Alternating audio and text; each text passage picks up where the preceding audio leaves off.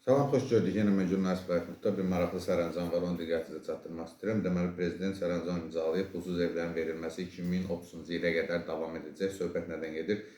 Prezident İlham Əliyev Azərbaycan Respublikasının ərazi bütövlüyünün, müstəqilliyinin və konstitusiya quruluşunun müdafiəsi ilə əlaqədar əlilliyi müəyyən edilmiş şəxslərin və şəhid ailələrinin sosial məişət şəraitinin yaxşılaşdırılması ilə bağlı bir sıra tədbirlər haqqında 2021-ci il 21 yanvar tarixli sərəncamında dəyişiklik edilməsi barədə sərəncam imzalayıb. Yeni imzalanan sənədlə 2025-ci ildə imtiyazlı şəxslərin pulsuz mənzil təminatı davam etdiriləcək və eləcə də bu proses 2030-cu ilə qədər uzadılacaq. Yəni imtiyazlı şəxslər və ailələri mənzil təminatı 2025-ci ilin sonuna dək deyil, 2030-cu ilə dək həyata keçiriləcək. Bu da həmin müddətdə bütün imtiyazlı şəxslərin dövlət hesabına mənzil təminatının həyata keçirilməsinə imkan verəcək.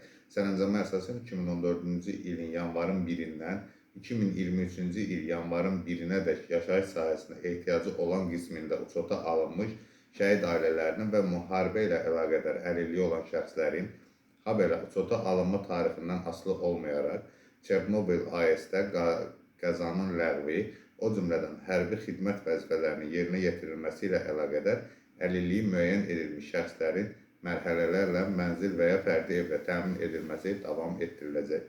Qanunvericiliyə əsasən qeyd edilənlərlə yanaşı 16 avqust 2021-ci il tarixi kimi uçota alınmış gözdən əlilliyi olan şəxslər və uşaqlar üçün sosial xidmət müəssisələrinin və təhsil müəssisələrinin valideynlərini itirmiş və valideyn himayəsindən məhrum olmuş məzunları üçün də pulsuz mənzillər nəzərdə tutulur. 2020-ci ildə aparılan hərbi əməliyyatlar zamanı Azərbaycanın ərazi bütövlüyünün, müstəqilliyinin, konstitusiya quruluşunun müdafiəsi ilə əlaqədar əlilliyi müəyyən edilmiş şəxslər və şəhid ailələri, Vətən müharibəsi qəhrəmanı adı verilmiş şəxslər, eləcə də ölümündən sonra həmin ad verilmiş şəxslərin ailə üzvləri də imtiyazlı ailələr hesab olunurlar. Hər il dövlət büdcəsindən imtiyazlı şəxslərin mənzil təminatı üçün də vəsait də ayrılır. İndiyədək Əmək və Əhalinin Sosial Müdafiəsi Nazirliyi tərəfindən şəhid ailələri və müharibə ilə əlaqədar əlilliyi olan şəxslərə post-müharibə dövründə 6800, ümumi ötən dövr ərzində 16000 mənzil və fərdi ev təqdim olunub. 2025-ci ildə isə daha 1000 mənzilin verilməsi nəzərdə tutulub. Qeyd edilmiş ki, məlumatı deputat Vüqar Bayramov və sosial şəbəkə hesabında yayıb. Bizim kanala da abunə olmağı unutmayın. Sağ olun.